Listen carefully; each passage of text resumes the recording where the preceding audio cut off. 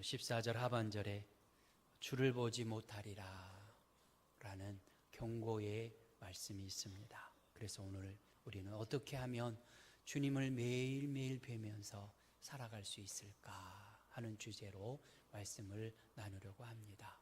이 말씀 속에서 큰 은혜를 누리는 저와 여러분 되어지시기를 주의 이름으로 축원합니다. 우리 교회에서 많이 사용하는 단어들이 있지요. 그 많이 사용하는 단어들 중에 하나가 은혜라는 단어일 것입니다. 이 은혜는 크게 두 가지의 뜻을 가지고 있는데요. 첫 번째 뜻은 은혜는 받을 자격은 없으나 하나님께서 거저 주시는 것을 은혜라고 말합니다. 우리는 하나님 앞에서 사랑받을 자격도 없습니다. 왜냐하면 늘 하나님을 거스리며 내 계획과 내 생각대로 살아가는 사람들이기 때문에 그렇습니다. 구원받을 자격도 없습니다. 하나님의 마음을 늘 아프게 하고 늘 죄악 가운데서 살아가는 어리석은 자들이기 때문에 그렇습니다. 그럼에도 불구하고 우리 하나님께서는 사랑받을 자격 없고 구원받을 자격 없는 저희들에게 찾아와 주셔서 십자가로 구원하여 주시고 하나님의 사랑을 날마다 우리에게 쏟아 부어주시고 있습니다. 그래서 은혜 받은 것이지요. 받을 공로는 없으나 하나님께서 거저 주시는 은혜 안에 우리는 살아가고 있습니다. 바로 이것이 은혜의 첫 번째 의미입니다. 두 번째 은혜는 우리의 속사람을 아름답게 하는 하나님의 능력을 은혜라고 말합니다. 은혜를 받으면 우리는 하나님 앞에서나 사람 앞에서나 매력적인 사람이 될 수 있습니다. 생각이 하나님의 생각을 품게 되어지니까 모든 사람들이 본받을 만한 경건한 건전한 생각을 갖게 되어집니다. 성경적인 가치관과 성경이 원하는 그 삶을 살아가기 때문에 다윗처럼 하나님의 마음에 꼭 맞는 그런 사람도 되어집니다. 바로 이러한 은혜를 받아야 사람들과 더불어서 화평하게 되어지고 거룩한 하나님 앞에서 합당한 자로 살아갈 수 있게 되는 것이지요. 그래서 우리는 하나님 앞에서 은혜 받기를 힘쓰고 애써야 합니다. 그러면 은혜 받으려면 어떻게 해야 될까? 하나님과 더 많은 시간을 함께 하여야 합니다. 우리 현대인들은 바빠서 기도할 시간이 없습니다 라는 얘기들을 가끔 듣게 됩니다.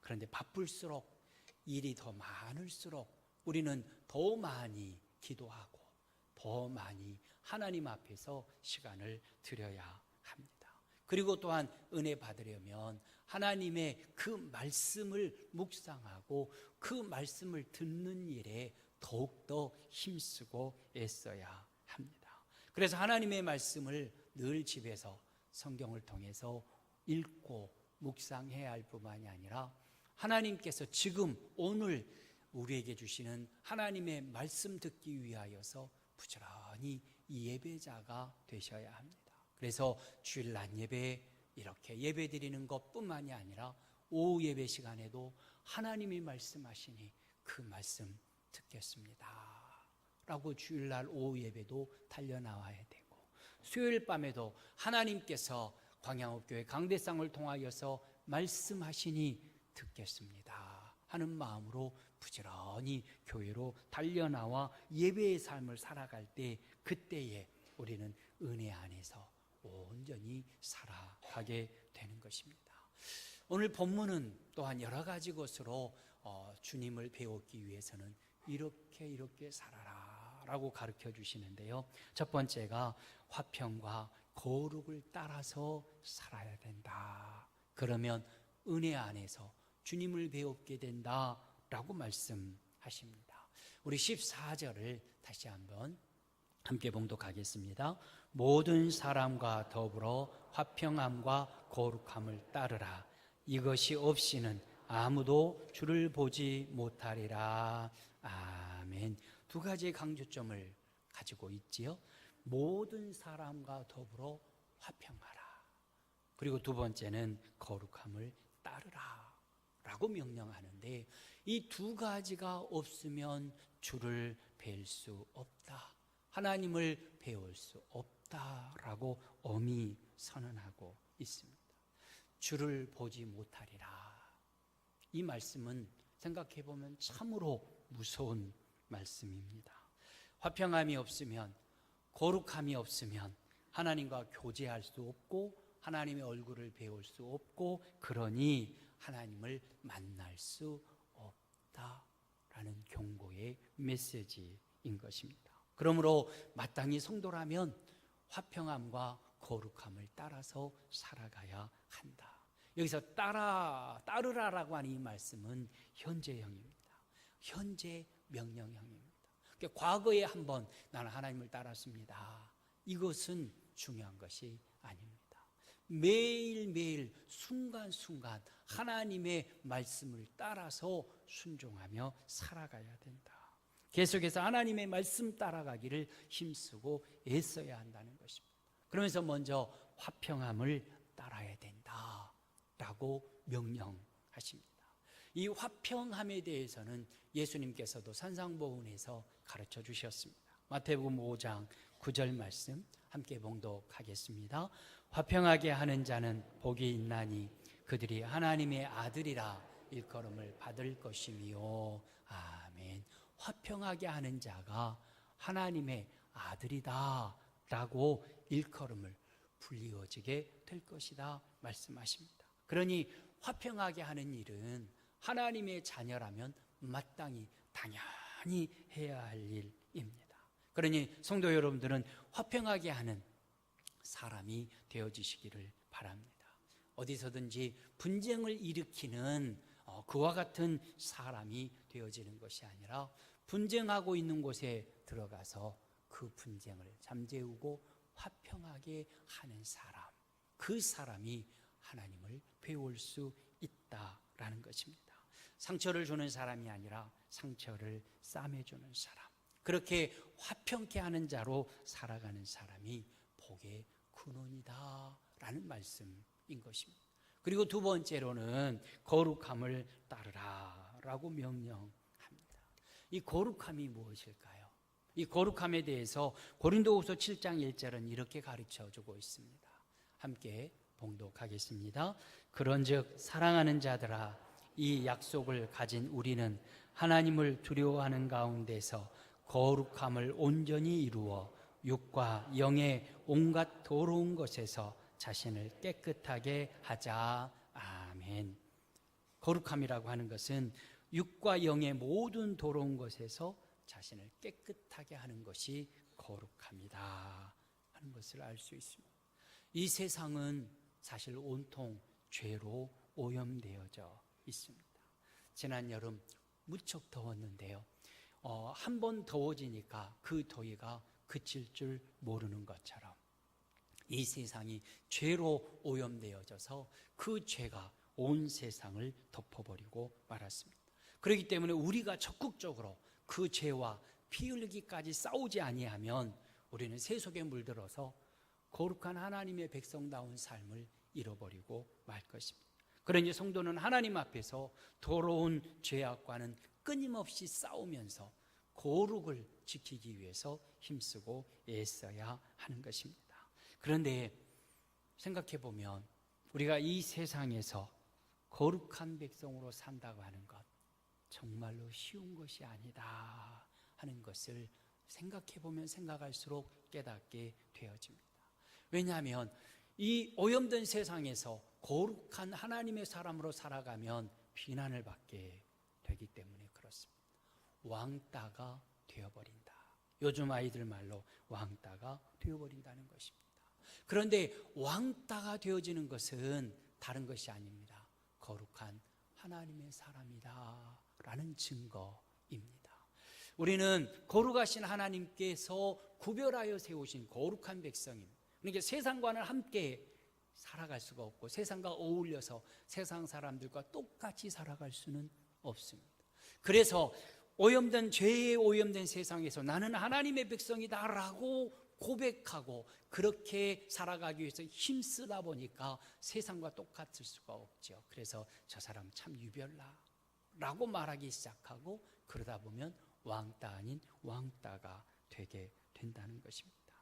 그러니 우리는 이 세상에서 거룩한 백성으로 살아가는 것이 쉬운 일이 아닙니다. 바로 그러한 세상 속에서 우리 성도들은 그럼에도 불구하고 화평함을 따라서 살아가야 하고 거룩함을 따라서 살아가야 한다라는 것입니다.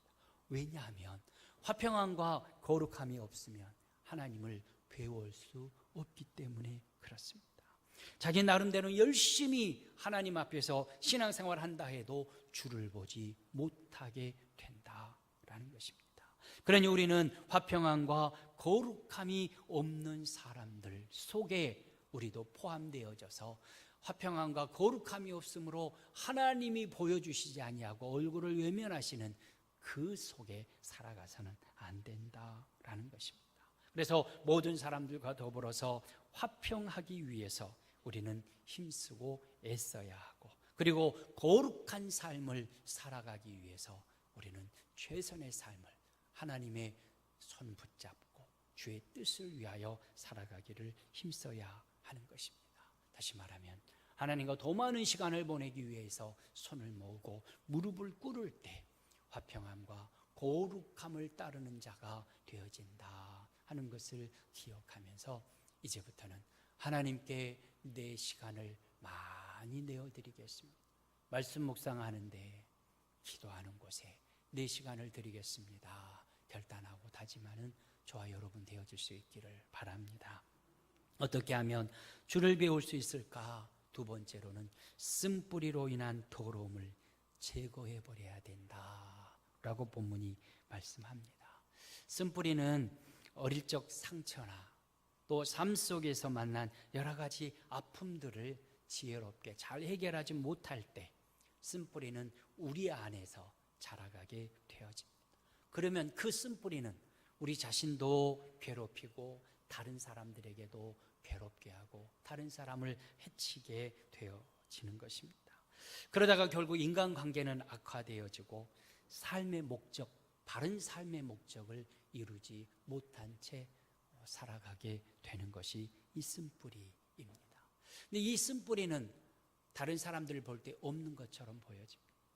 우리의 삶 속에 정말 쓴뿌리가 있을까 싶도록 우리는 그 쓴뿌리를 발견하기가 어렵습니다.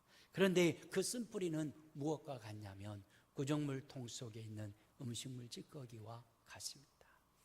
예전에 우리 시골집에 가면 본체가 있고 사랑채가 있고 그 다음에 돼지 키우는 돼지막 또는 소를 키우는 그런 외양간이 있었지요. 자, 돼지를 먹이기 위해서 설거지하고 나면 그 음식물 찌꺼기를 구정물통에 모읍니다. 그리고 때가 되어지면 그 구정물을 붓고 그 위에 쌀결을 넣어서 돼지를 먹이지 않습니까? 그런데 돼지를 먹이기 위해서 구정물통에 가보면 윗물은 막 씁니다. 모든 찌꺼기가 다 가라앉아 버리기 때문에 윗물은 막지요. 그럴 때 돼지를 먹이기 위해서는 그걸 한번 휘저어서 부어주는데, 휘저어보면 윗물은 아주 맑았는데 휘저으면 그 속에 각종 음식물 쓰레기가 가득한 것을 볼 수 있습니다. 콩나물 대가리부터 시작해가지고 생선, 뼈다귀 등등 모든 오물들이 그 안에 가라앉아 있다가 다 위로 올라옵니다. 음식물 쓰레기들이 없어진 것이 아니라 가라앉아 있었을 뿐이다. 우리 마음도 비슷합니다. 겉으로 보기에는 평안하고 아무리 일이 없는 것처럼 보여집니다. 그런데 마음에 뿌리 내린 그 상처, 그 쓴뿌리는 사라지고 없어진 것이 아니라 우리의 마음속에 숨겨져 있을 뿐입니다. 그러다가 구정물을 막대기로 휘저으면 온통 더러운 것이 다 올라오듯이 인생의 삶 속에서 어떤 문제가 생기면, 내 삶 속에 어떤 갈등의 문제가 생기면 그 쓴뿌리가 솟아나와서 온갖 더러운 냄새를 풍기고 모든 상처들을 다시 만들어내게 되는 것입니다. 그래서 우리 안에 잠재해 있는 그 쓴뿌리는 사탄이 사용하는 리모컨과도 같습니다.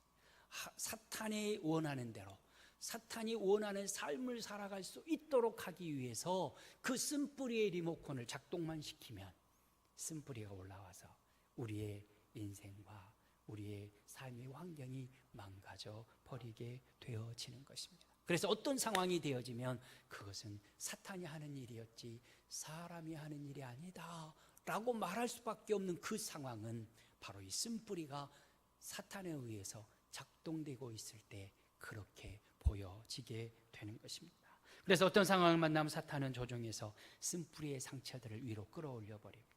그러면 우리의 말과 우리의 행동과 우리의 생각을 다 주관해서 완전히 망가뜨려 버리는 것입니다. 그런데 우리의 인생을 망가뜨릴 수도 있는 그 쓴뿌리는 언제 자랄까? 그 쓴뿌리는 해결되지 않는 스트레스와 상처들이 우리 가운데 주어질 때마다 쓴뿌리는 자라게 됩니다. 스트레스를 건전한 방법으로 잘 해결해야 되는데 그것을 해결하지 못하고 그대로 쌓아둘 때 쓴뿌리가 자라게 된다는 것입니다. 보통 사람들은 어떻습니까? 사람들은 인간관계에서 상처를 받으면 잊지 못합니다. 은혜를 받은 것은 쉽게 반면에 잊어버리죠. 그래서 은혜는 물에 새기고 원수는 돌에 새긴다 라는 말이 생겨난 것 같습니다. 그렇게 이제 돌에다가 그 상처난 일들을 다 새겨둔 것이 쓴뿌리인데 그 쓴뿌리가 어떤 상황을 만나면 다시 끄집어 올라와서 더 큰 상처를 남겨버리고 마는 것입니다. 그럴 때마다 쓴뿌리는 점점 자라서 내 인생 전체를 사로잡아 버리게 됩니다. 그리고 그렇게 자란 쓴뿌리는 열매를 맺는데 긍정적이고 좋은 열매를 맺는 것이 아니라 미움의 열매를 맺게 됩니다.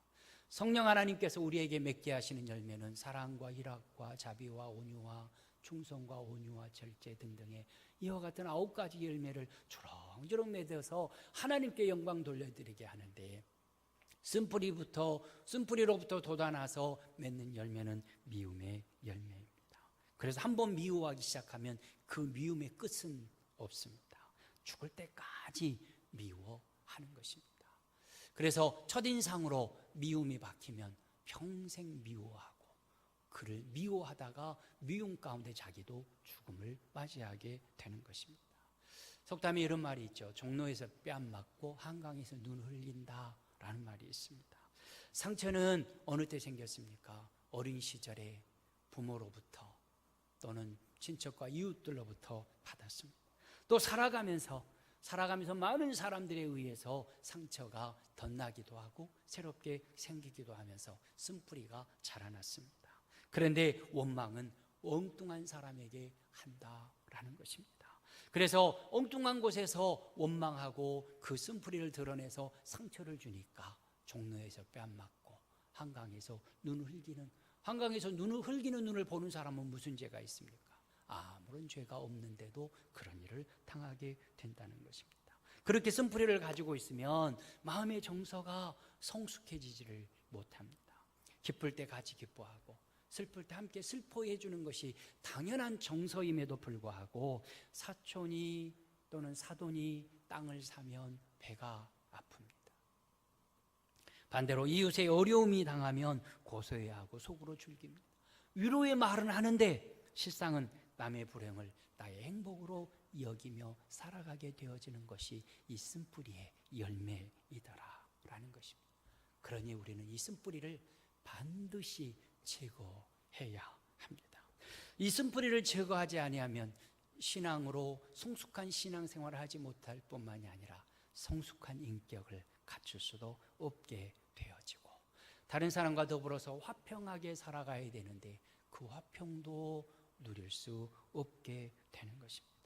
그러니 우리는 오늘 이 시간 내 자신을 한번 들여다보아야 합니다. 내 안에 쓴뿌리는 없는가?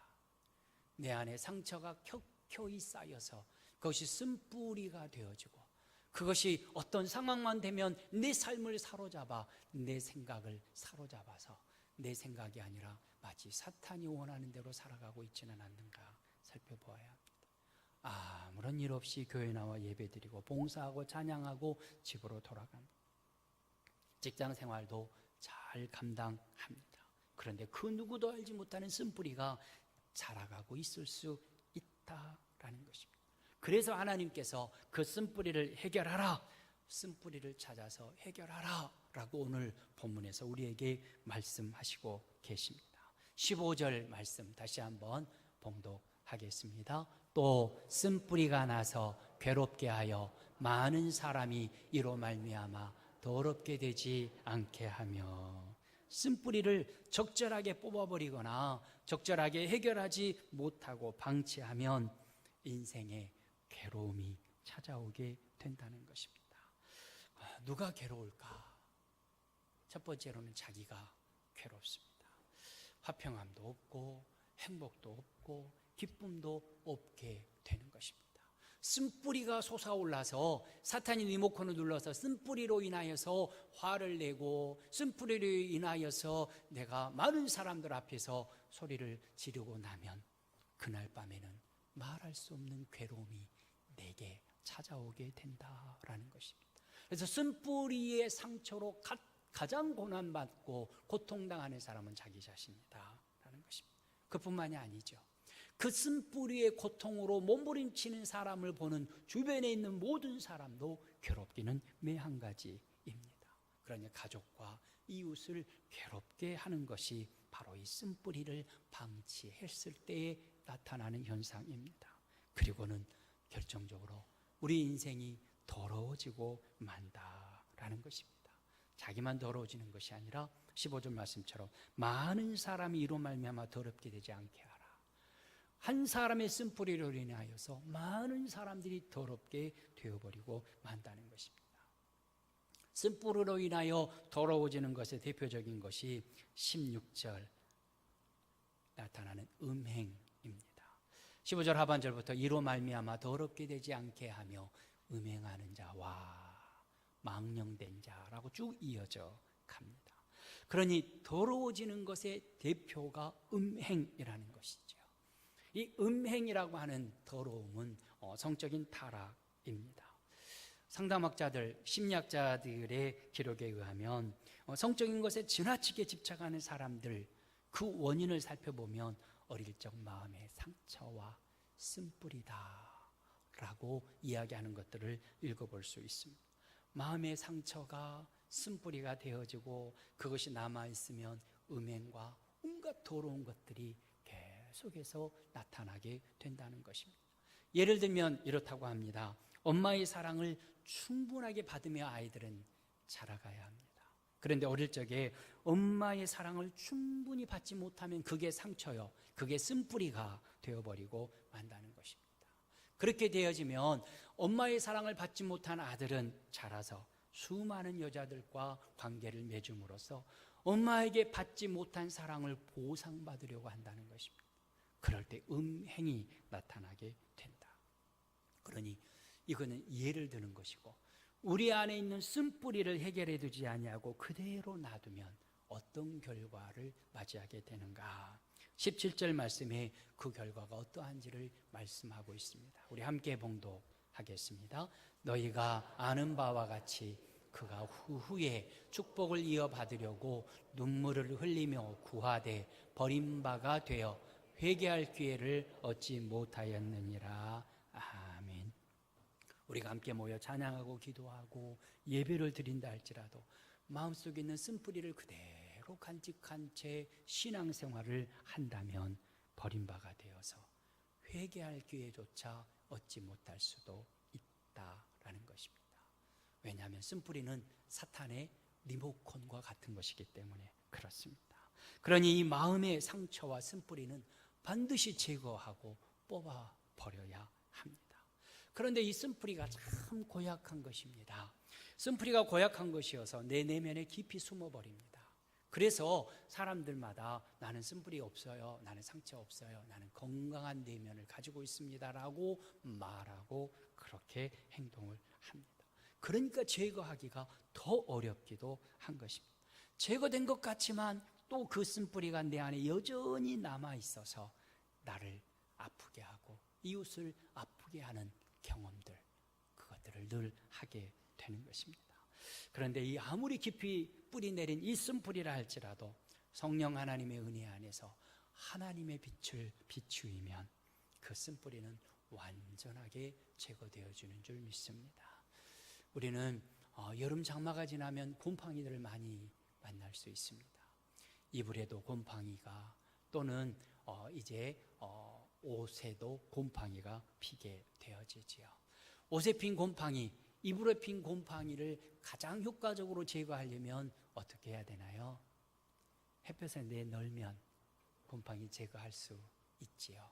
햇볕에 의해서 소독이 되어지고 곰팡이 균은 사라지게 되어지는 것을 우리는 경험하게 됩니다. 마찬가지로 우리 내면에 뿌리 내린 그 쓴뿌리, 그 근원을 제거하려면 빛 대신 우리 예수님 앞에 나와야 합니다.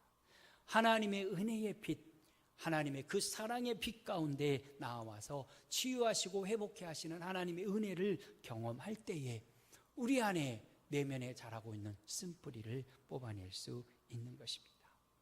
그러니 우리는 하나님 앞에서 은혜 내려달라고, 하나님의 그 은혜로 쓴뿌리를 제거해 달라고 기도해야 합니다.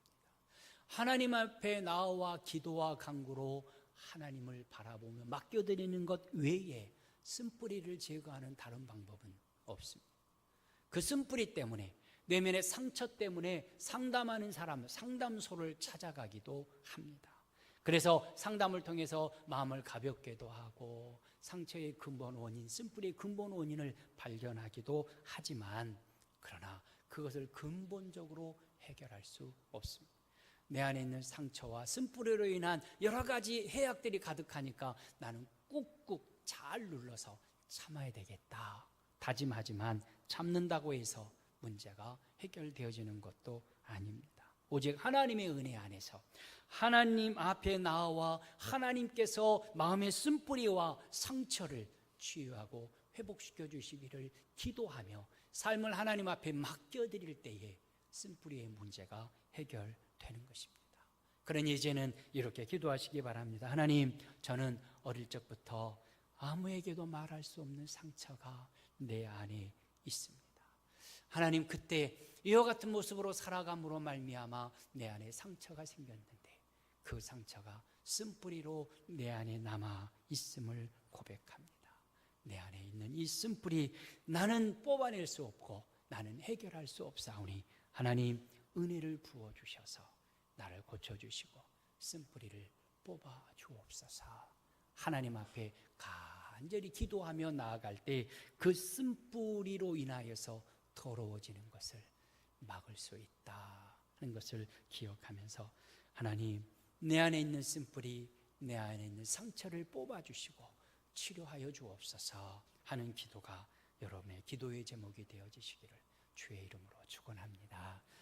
또한 어떻게 하면 우리 주를 배울 수 있을까? 세 번째로는 하나님의 자녀라고 하는 그 명분을 반드시 지켜야 합니다.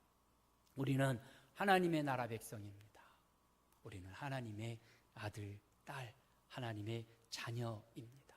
그러니 우리가 하나님의 백성이요 하나님의 자녀라고 하는 명분이 우리에게 있습니다.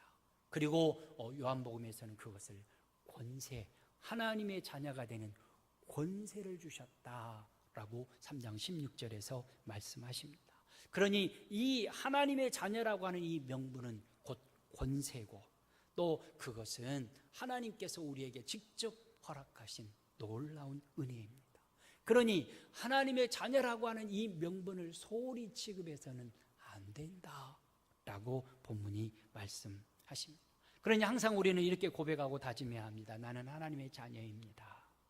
나는 예수님의 제자입니다. 그러니 하나님의 자녀답게 예수님의 제자답게 살겠습니다.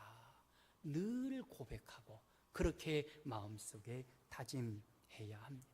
그렇게 다짐하면서 하나님의 자녀다웁게 살아가는 것이 명분을 지키는 삶이 되어지는 것이죠. 그런데 만약에 하나님의 자녀라고 하는 이 명분을 지키지 못하는 사람이 있다면 그는 망령된 사람이 되고 만 것입니다. 이 망령된 것은 영적이지 못하는 것입니다. 신앙적인 삶을 살지 못하는 그 모든 것들이 다 망령된 것입니다.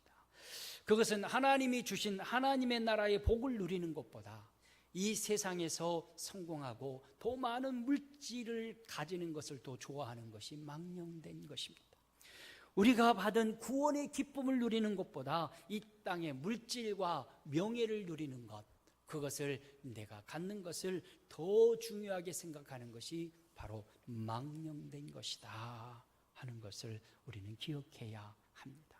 16절에 보면 혹 한 그릇 음식을 위하여 장자의 명분을 판 에서와 같이 망령된 자가 없도록 살피라 말씀하십니다.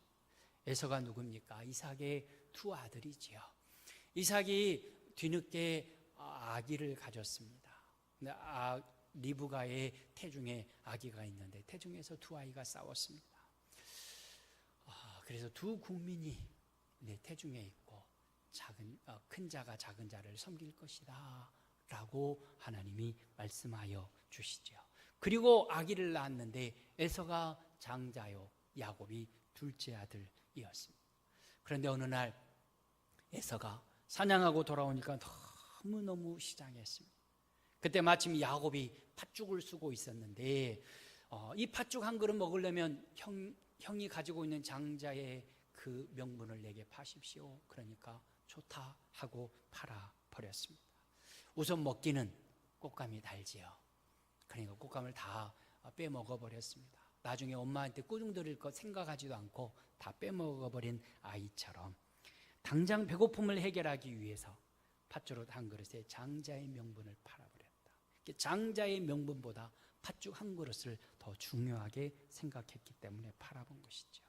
그래서 지금 당장은 별로 중요하지 않는 장자의 명분 그까짓 것 가져가라. 지금 시장하니 팥죽 한 그릇 다오 라고 말한 것입니다. 물론 그 후에 그 장자의 명분을 팔아버린 것이 얼마나 어리석은 것인가 깨닫고 눈물을 흘리며 아버지께 축복해 주기를 간청하지요. 그러나 하나님의 축복과 아버지의 기업은 에서가 물려받지 못합니다. 그래서 16절 하반절에 망령된 행실을 했다라고 말하고 있는 것입니다. 그런데 오늘날 수많은 에서들이 우리 주변에 있는 것을 보게 됩니다. 세상의 쾌락과 물질의 부요함을 영원한 하나님의 나라보다 더 중요하게 여기는 사람들, 현대판 에서들입니다. 하나님의 나라에서 받을 상급보다 지금 이 땅에서 팥죽 한 그릇을 더 중요하게 여기는 에서가 많다는 것입니다. 그래서 썩어 없어져 버릴 것, 죽어서 가지고 가지 못할 것, 그것을 위해서 자기 영혼을 팔아버리는 사람들, 거룩함을 포기해버리고도 부끄러워할 줄 모르는 에서가 많이 있다라는 것입니다. 그런 사람들이 바로 어리석고 망령된 사람, 현대판 에서인 것입니다. 이런 사람들은 결국 지옥에서 영원히 후회하며 땅을 치고 통곡을 하게 될 것입니다. 성도 여러분, 지금도 저와 여러분들에게 수많은 유혹의 손길이 다가오고 있습니다. 지금 우리들을 찾아와서 유혹하는 것들은 아무리 좋아 보여도 굶주려 있는 에서에게 팥죽 한 그릇에 불과한 것들입니다. 그저 팥죽 한 그릇 먹지 않고 꾹 참고 장자의 명분을 에서가 지켰다면 역사는 어찌 되었을까? 지금 우리들도 우리가 하나님의 자녀라고 하는 명분을 지키며 말씀 가운데 굳게 살아가기 위해서 사단이 가져다주는 그 팥죽 한 그릇의 유혹을 물리치며 살아가야 되는데 그러지 못하고 팥죽 한 그릇에 매여버리면 우리는 망령된 자가 되어버리고 만다라는 것입니다. 그래서 하나님의 나라 백성이요 하나님의 자녀라고 하는 그 명분과 이것을 바꾸자. 그러면서 주일과 그것을 바꾸자. 봉사와 그것을 바꾸자. 수요 예배와 그것을 바꾸자. 라며 팥죽 한 그릇을 우리의 코앞에 흔들어댄 사단에게 미혹당하지 말아야 된다라는 것입니다. 어떤 유혹이 우리 가운데 다가온다 할지라도 하나님의 자녀라고 하는 그 명분을 반드시 지켜야 된다. 그래야 망령된 자가 되지 않는다. 오늘 본문은 말씀 말씀하십니다. 왜냐하면 하나님의 자녀라고 하는 그 명분 안에 죄사함의 은혜, 구원의 기쁨, 영생에 대한 감격이 그 안에 다 들어있고 하나님의 나라를 유업으로 상속받는 상속권도 그 안에 있기 때문에 그렇습니다. 그것과 팥죽 한 그릇을 바꿔서는 그러기 때문에 안 된다라고 말씀하시는 것입니다. 결론을 맺으려고 합니다. 오늘 우리는 주님을 배우는 방법에 대해서 함께 묵상해 보았습니다. 주님을 배우기 위해서는 화평과 거룩을 따라서 살아야 된다.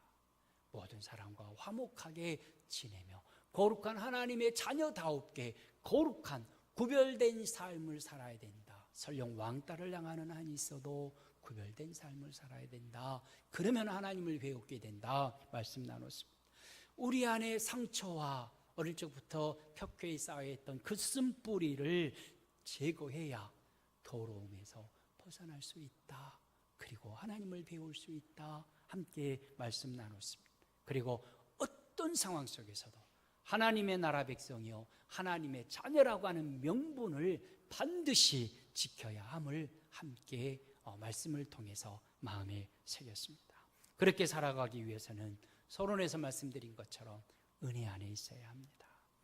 은혜 받고 감사하고 은혜 받고 하나님의 사랑 안에 있을 때 화평과 거룩을 따라갈 수 있고 쓴뿌리를 제거할 수 있고 하나님의 자녀의 명분을 지켜낼 수 있기 때문에 그렇습니다. 그래서 나는 하나님의 은혜 안에 살고 있는가 돌아보고 은혜 안에 살고 있다면 감사 찬양하시기 바랍니다. 그리고 은혜 안에 있지 못하고 은혜 받지 못하고 있다면 은혜 받지 못하는 나 자신의 신앙이 회복되게 해주옵소서. 하나님의 말씀 묵상할 때, 기도할 때, 찬양할 때, 예배 중에 하나님의 은혜가 내게 흘러올 수 있도록 하나님 내 신앙을 회복시켜 주시고 은혜의 길을 가로막고 있는 내 안에 죄악이 있다면 하나님 용서하여 주시고 생각나게 하셔서 회개하게 하시고 용서하여 주옵소서. 늘 기도해야 할 것입니다. 왜냐하면 은혜 받지 못하면 신앙이 성장하지 못하기 때문에 그렇습니다. 은혜 없이 신앙생활하면 성령의 열매를 맺을 수 없기 때문에 그렇습니다.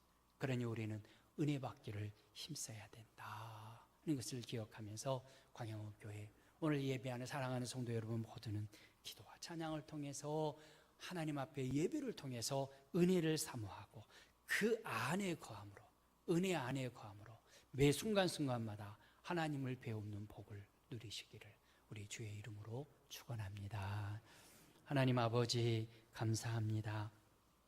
오늘은 어떻게 하면 우리 주님을 배울 수 있을까라는 주제로 묵상하며 말씀을 통하여 도전받게 해주신 것 감사를 드립니다.